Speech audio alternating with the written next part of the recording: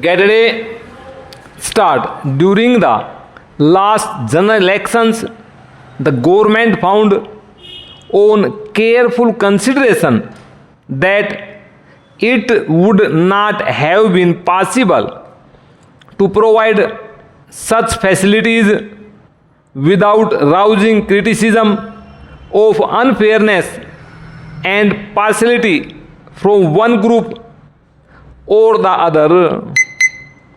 However, after the elections, the government have given careful thought to the matter.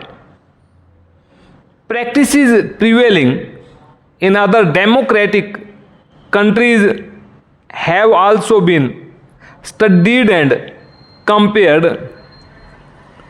It is well to remember that examples of other countries that can be cited in this behalf are not uniform and are based on conditions which differ radically in many important respects from country to country.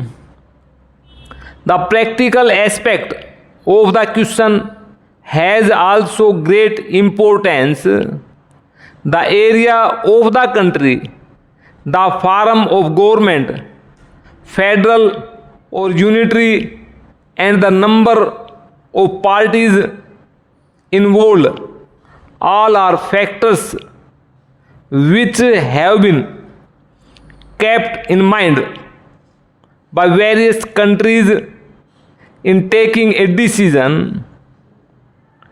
In USA, where broadcasting is run by private enterprise, though certain principles of equal opportunity have been laid down by the Federal Communications Commission, in practice it is a rare occurrence because time has to be purchased and a great deal of bickering and dissatisfaction always exists. In Great Britain, only since war opportunities have been provided for a few election broadcasts, the allotment of time being subject to the strength of the parties and other practical considerations.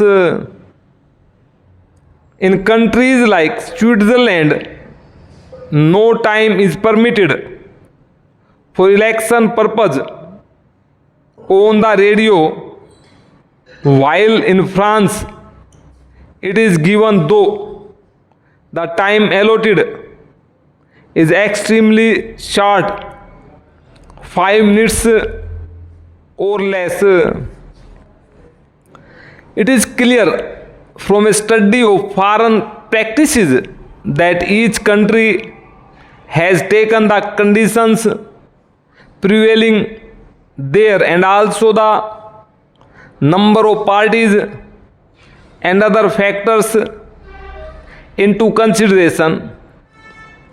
The analogy of other countries, therefore, is of not much validity in coming to any conclusion as far as India is concerned. Taking into consideration the conditions prevailing in our country, the government feel that it would be extremely difficult, if not impossible, to make satisfactory arrangements for giving such facilities to all political parties. Besides the points mentioned above, another important factor has to be considered. In other countries, for national broadcasting, only one language is used, and that too only in national elections. The exception is Switzerland, where there are 3 languages. That it is one of the important reasons that Switzerland does not permit the use of the national radio for election purposes and even for commercial purposes.